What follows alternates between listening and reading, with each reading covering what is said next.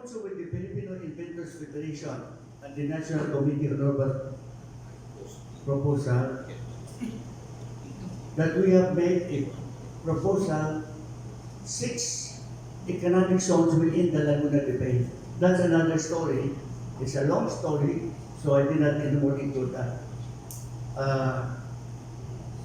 It's a great idea, but I know it will come. It will be needed because it will solve the water problem in Manila. All the garbage, 6,000 tons a day, will be converted into hydrogen, and that will be used a lot here in Manila where they need it, indigenous fuel, but we'll not talk about that. Now, what is good is that it will help. These are some of the advantages of that, but I'll not talk about that. Now, it is the MAPECON agri-innovation that I will emphasize. And what are these? The banana greenhouse concept. It is in aluminum. Very simple. All you do is plant the banana. We have the big banana sacklets from the bough. I got that because they are tall. Planted at the right spaces. Going from north to south. So east, west, the sun, and then you plant your garden, your rice in between. And so it is not hot. Banana is water.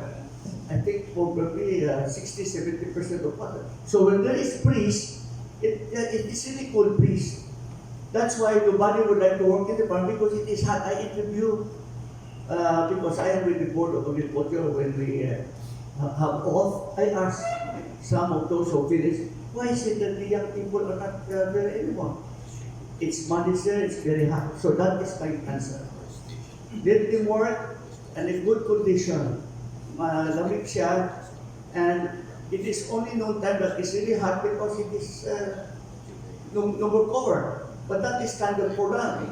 So by the time it comes back, 1:30, because many of our farmers do not work 2 o'clock, 3 o'clock, but this time they can work and they can become productive. That is seen also in Alaminos. And then I have the vertical agriculture. For those who do not really have a piece of land, I have a 12-feet vertical agriculture. You can plant tomatoes and so on, any kind, oregano, into that. And it is portable. So for those who have to have backyard garden and also herbs, gamot sa bangkita o sa bakuran, mayroon doon. And then big R powder. I have 2 forms, one for the dinghy, the liquid, but both can be used for dinghy and for. This is for powder, and 3 kilos of that, which costs only 360 pesos, is good for mixing with 1 drop of water. That is the most economical. I have solved the cost among all pest control procedures. The most economical, and not only that, very, very effective. We have tried this in 1,800 mango trees. And so many who voted buy again because we are effective. We have also, by the way, 1 tablespoon of this to 1 liter of water will be very good for stagnant water against the dengue. So, to my mind, that is the most economical way. I have a paper also to be addressed to the office of the president, telling him that this thing back here is really full of corruption. I frankly tell them. Besides, why worry? I fought the Fertilizer Design Authority, the foreign, including the FDA, for 26 years in the courts. And I had people ruling. Supreme Court, Court of Appeal, no less than 7 regional trial courts. Again, I was inspired to fight because I cannot just stand corruption. They want to get money in order that I can be registered. That is my legacy. And because Jesus Christ is our president, He gave me that victory. And I'm very happy about this victory. And I was never worried, I was never scared, because my clients knew about my cause and they patronized and recommend. So they were the one who actually funded my fight. And also, it has become a legal jurisprudence in the practice of pest control. Nobody now, we are the only legal pest control company now in the Philippines because of our victory. All the others are illegal. And this coming 26, we will be talking about community pest control in Davao. 27, Manila Hotel, all about community pest control. Mayor is September. Mayor is Comorino will be one of the speakers, and the new of the DLG. All of them are supporting now. It's because the fight is still on. The foreign pesticides still manage to wiggle themselves so that they can still sell their pork. But many have been, cases. There was one which is called the PCP, that bromochloropropanil for banana nematodes. 10,200 became buo. We could not end it because of that. Just one alone. So we're very dangerous. We are very careful. I mean, I am so proud that because of our invention, the Botanical Encyclopedia award-winning and powder, and also the we have the most economical way also of applying fertilizer using enzymes. 54 enzymes. That's why we do it. MAPECON bioactive carbon with 54 micrograms. Active carbon, that is you can store the enzyme. Otherwise, if you not, it will become stale. It will become foul odor, meaning no more, they are dead. And with this, we just mix 1 cc of this to 1 liter, 1 cc of food, and that is enough for spraying both foliar at saka soil injection. We have a technology also for soil injection. That will multiply. The fertilizer as living fertilizer because it has mycorrhiza. And that will just grow and grow and grow. It is a little technology. I do not want to talk more about that because for lack of time. But I tell you, it is one of the technology that, like in alaminos, all these things that I'm talking about are all in alaminos.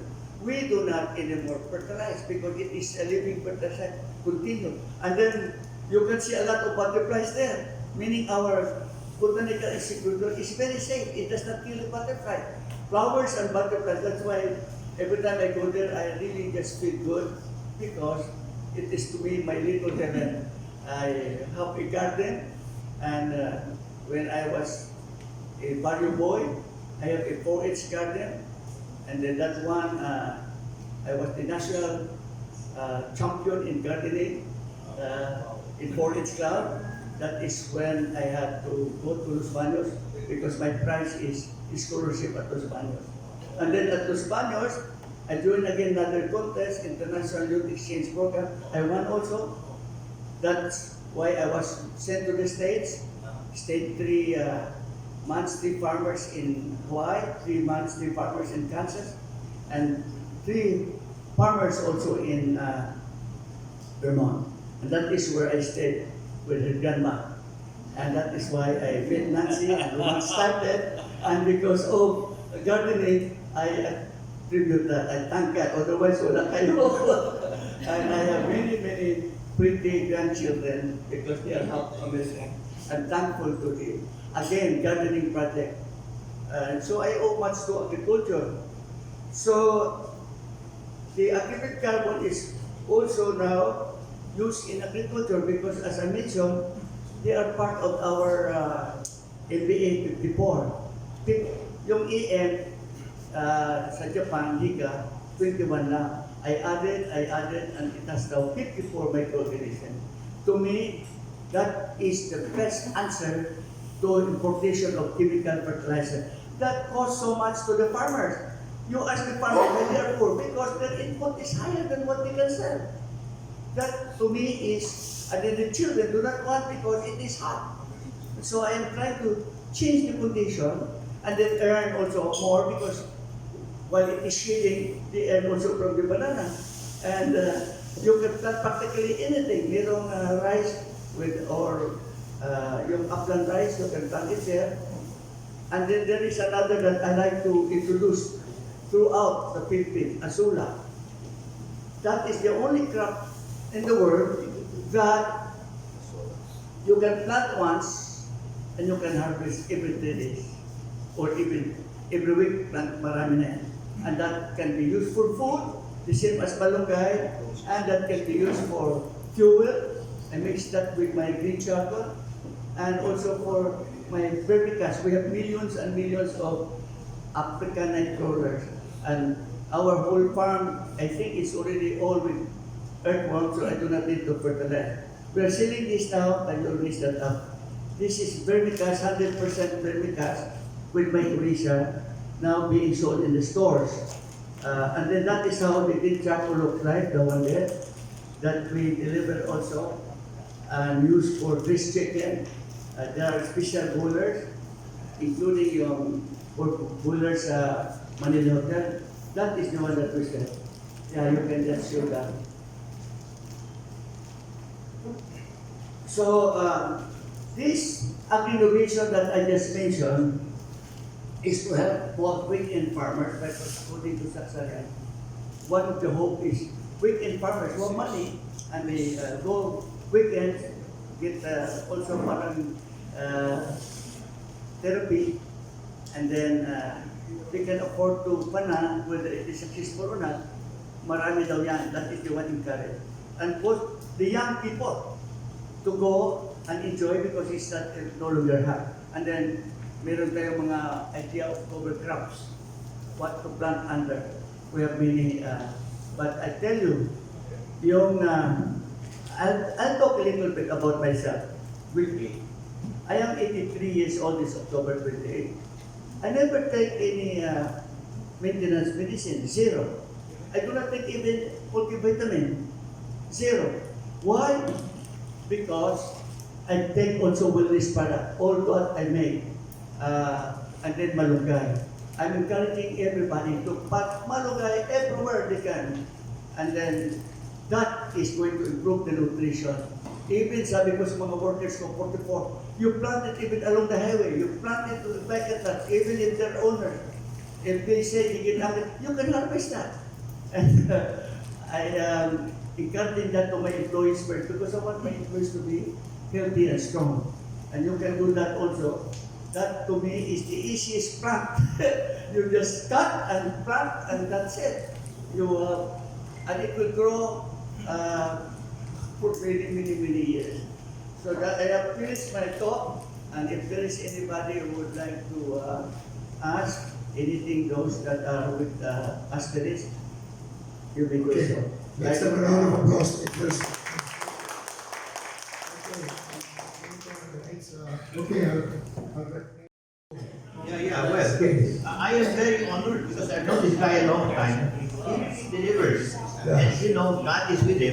Yeah. I just hope you won't say God is your CEO because some of us have trouble with that, no? But the fact that you bring God in, no, frankly, Yeah. he delivers, no? Yeah. And I really want to help him because the problem with inventors is they don't spread it as fast as businessmen. So that particular thing is very powerful. So I'd like to say, no, on behalf of Ramon Osorio, who's a brilliant guy, who wrote all these books, no? The one that he personally wrote is the top 1,000 people. Fantastic, it's great. So on his behalf, I want to give you this good, you give me your own black. That's good, okay? Okay, Shut for please, that, okay? please smile because you're coming out on television. Yes. Okay. He got it. Now I'd like to say that Mr. Gonzalo, Catan, we're very honored you've come here. You've blazed the trail for some areas. We have to partner with you. So we want to thank you for coming here. And that's on behalf of Ramon Osorio, the Vice Chair, and all the people here. So congratulations. Here are the books. I have to care about the books. 1,000 in Yeah, the best history. 1,000 in history. Yeah, you should do that published. But that's great. And then the other one is different voyages in change, chance, and choice. Yes. Right? Okay. Okay, And okay. this one is fun. These are fantastic. Wow. So congratulations. May I see Okay. you, sir? May I like to- One more round of applause. Okay. that's gonna come out of this, right? Okay. Yeah. Private interactions, meeting adjourned. Good morning. See you 2 weeks from now. Good morning.